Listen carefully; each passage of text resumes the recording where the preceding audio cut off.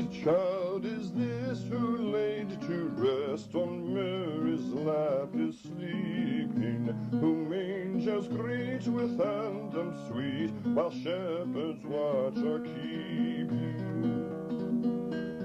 This is Christ the King, whom shepherds guard and angels sing. Haste, haste to bring him, love, the babe, the Son of Mary. Why lies he in such mean estate, where ox and ass are feeding? Good Christian, fear for sinners, hear the silent word is pleading. This is Christ the King, whom shepherds guard and angels sing. Haste, haste to bring him, love, the babe, the Son of Mary. So bring him incense, gold, and myrrh, come peasant king to own. I don't know exactly what to say about Ted, except that he was probably the best man that I ever met, and I mean that, except for maybe my grandfather, you know. But he cared about everyone that he met. There wasn't a person that he would judge. Even people that I know for a fact treated him wrong where we worked. He still respected them, and he still gave them the best wishes that he possibly could. I don't know what else to say right now, except for the fact that I loved him. I really did. I knew he was on the streets, and one time he came to visit me while he was on the streets, and because he was my dad and I didn't see him for the circumstances that he was in, I actually asked him for $20, and he gave it to me. And I was just kidding, but he gave it to me and wouldn't let me give it back to him. So just knowing how terrible that I was and that I never helped him, and I actually did start to turn around, but right when I started to come to terms with things and start calling him, like I called him once 2 weeks before he died, and I was going to call him again, but it was just too late, and he already died. Oh, well, this was quite a few years ago, before a lot of airline security or anything like that, and I had flown to Richmond. He showed up at the airport wearing his Santa suit and met me when I got off the plane. There he was, standing there, and he reached into his stocking and he pulled out an engagement ring. Oh, so my. I got proposed to by Santa Claus at the airport. So that's how that was. That was neat. I asked him if he would like to come and help me. Well, while he was doing that, he just was able to bring all of the people that were in their wheelchairs and that came to it, plus the families, and he was just able to get them to join him in the singing.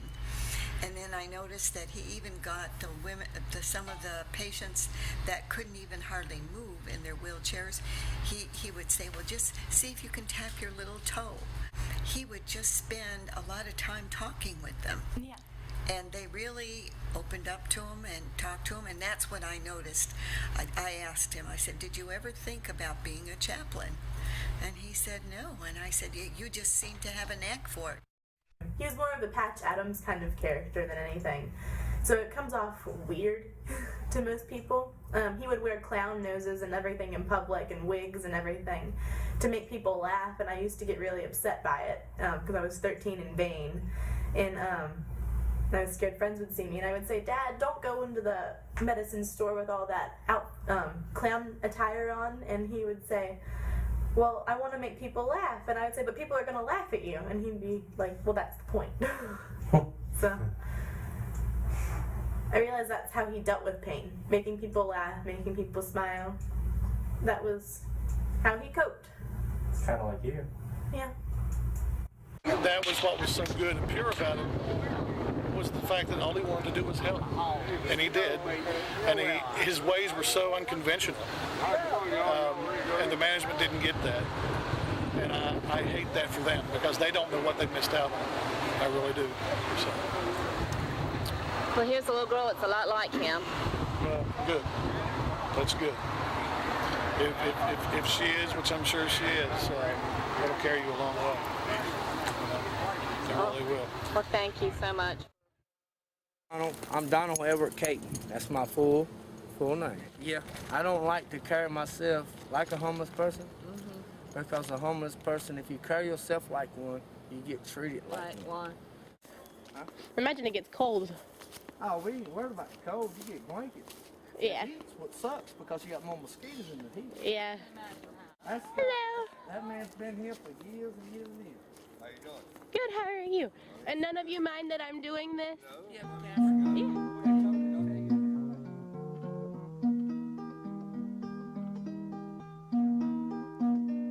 I guess this is a right-to-work state, which means they can fire you for absolutely anything. They can fire you because they don't like your hair. Yeah. You know, where we're from, they have to have a reason to fire you. Otherwise, you can, sue them.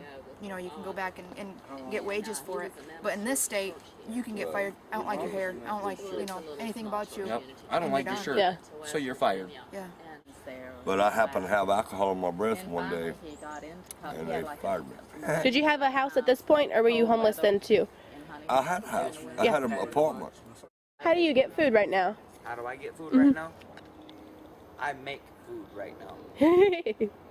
Well, I get food stamps. Yep, she gets food stamps. But yeah, I mean, you can, you get $200 a month in food stamps. Okay.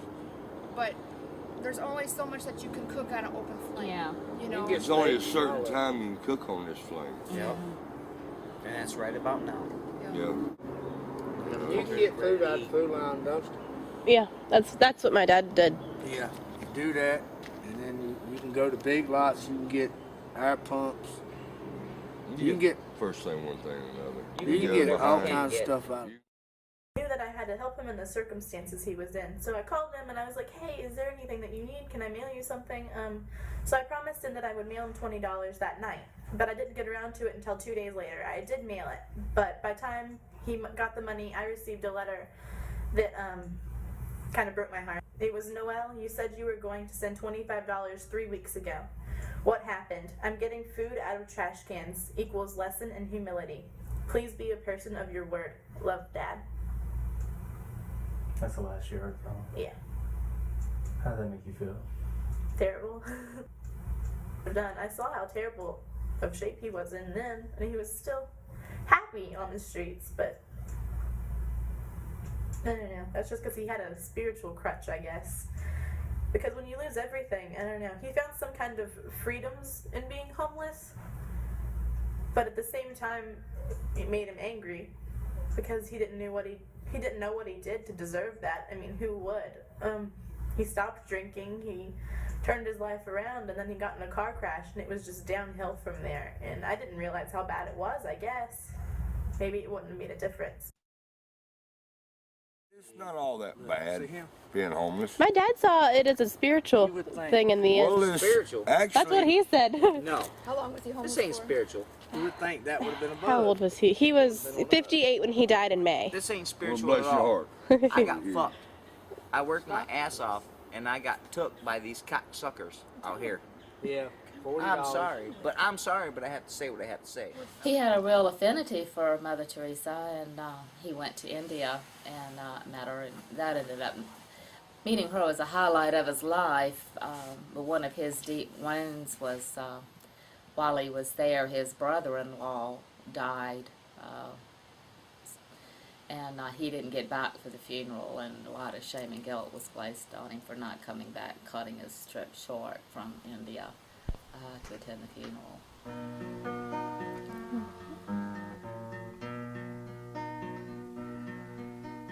Oh, Holy Spirit, loving. Oh, Holy Spirit, we pray to love more. Ted was a chaplain trained in Charlottesville and came to Huntington and got a job with our state mental hospital. Now, West Virginia, the state mental hospital system is really the lowest of the low you can go. He was in an accident, broke his leg a couple of years ago. He broke his leg severely and hit his head when his car went off the road. His leg healed, and Ted went back to work. But then he began to act a little strange. And the brain damage he had endured when his head hit the windshield was much more severe than Ted thought. it kind of like challenged his entire life and all that he was doing and all that he was about. All the attention, the focus was on getting that leg well, and I think what happened as a result of that, the head injury just was not really, they didn't focus that much on it. When he finally did go back to the hospital, they did not, he had new administration and people that were not understanding what a real chaplain was. They were just totally administrative people, and they just were not able to, did not allow him to function as he was able to function. This is when y'all worked at Mildred Mitchell? Yeah, he was there 8 years. Yeah, and I've been there almost 11. And, you know, here's what bothered me so much about this. The management at Bateman Hospital, and I love working there, I love what we do, but they didn't understand what Ted did, okay? We had a young man up on the unit, and he was wanting to hurt himself. He was wanting to kill himself, and they got in touch with Ted, and he went up, and whether it would have been the guitar that he was playing or whatever it was that he did, he didn't have to get a shot, he didn't have to give him any medication, he didn't have to be restrained. Ted went up and he helped him, and he talked to him. And, you know, if he made that young man forget about all the bad stuff that was going on for 5 minutes in his life, it was an amazing thing. There were just a lot of things that they were not understanding about him, and mostly not understanding how a chaplain really is supposed to function. They had no idea about a professional chaplain. And then it was at that time also that my landlord, who again was not an understanding person, said that he no longer could stay at my house. He wasn't allowed back for Christmases or anything? He wasn't allowed for anything, not even to come back for some of his things. When I asked if I could take some of his things, if he could come back and get some of the things that he couldn't, because he couldn't take everything that time, I was told, you can take him down to the end of the road and he can come there by the trash, where the trash box is, and pick it up. I would cry every night. I would cry every night when I went to bed because I was in a nice warm bed and I knew he was out there in a tent or in his car, and most of the time I could hardly sleep because of that. But he would always tell me when I would see him, he would say, "Patty, where's your faith?" And he just saw everything as a miracle, and then he would proceed to tell me how he got this blanket from this person, or that person stopped and gave him a sandwich, or he went over here and he found a part for his car that he was needing, and everything was a miracle for him. Everything was a miracle. I think what disturbs me is if people have the attitude that they're above or beyond homelessness, that's something that couldn't touch their lives. And I think that the reality is any one of us could experience this at any time. I was in the family shelter for a couple months, and then after that I went to Modified. And Modified, it's a whole new story being a Modified as instead of the family shelter, because if you're in the family shelter, you have to leave at 9:30, and you can come back at 11. And if the weather's bad, whatever, you can come in and take a nap or do whatever you want to. In Modified, you got to leave and you can't come back. And you got to take your belongings with you every time you leave. I was in the Modified for quite some time, and that's rough. Yeah. You have like 18 beds. And then once all the beds are like issued out, you had to like sleep on a mat. Now, not everybody's clean. Lots of snores, lots of arguments. So sleeping, either you learn to not pay attention to what's going on around you and get some sleep, or you can let it bother you and then you wake up in the morning not rested.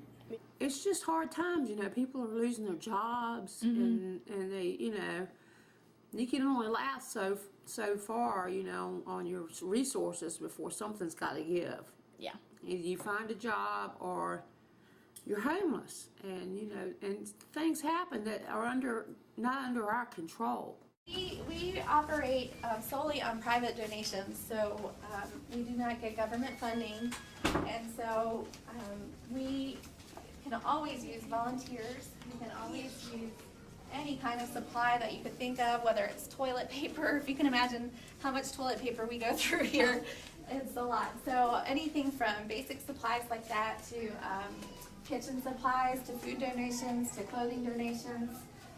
All of it serves the operating expenses here. So if you can dream it, we can use it. It's pretty much the way we think of it. Go do it. You should ask her like what she wants out of it. I might. What? I'll do it.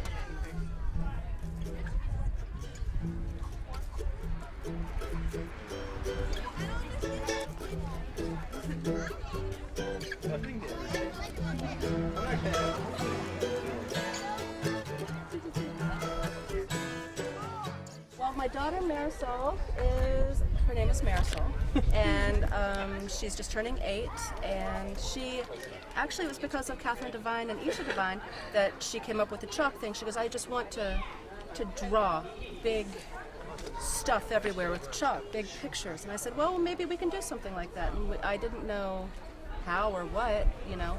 But then she started school a few weeks later, and she was wondering why some of the children ate breakfast there, and why some of the other children got bags of food to take home on the weekends. And I had to tell her that it was because sometimes there's not enough food at home. You want to put it in here? Can you smile for me? You want to go stand by the front door, won't you? Oh yeah, this goes inside. Can you say how much it was again? $691.51. There we go. I really do. You're a sweetheart, and I appreciate you doing this for us. This helps us a lot. Okay? So anytime you want to come by and visit, you're more than welcome. You're going to give him a hug? Give him a hug. Come here. Thank you. Thank you very much. I'll make sure that this is going to get used good too, okay? Everything that you gave us will be used. That's okay? wonderful. Because I'm going to tell you something. Wintertime's coming up. This stuff will come in handy for all these guys, okay? And I thank you very much. I'll make sure the director gets this. I'll tell you that right now. Thank you, thank you.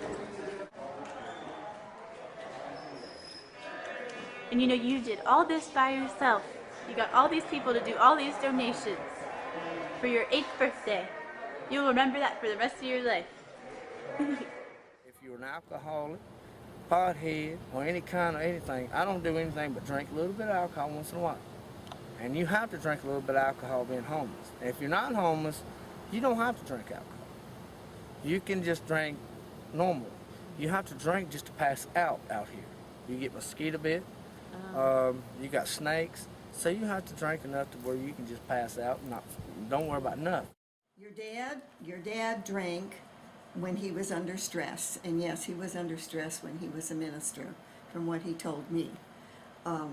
But his main reason for using alcohol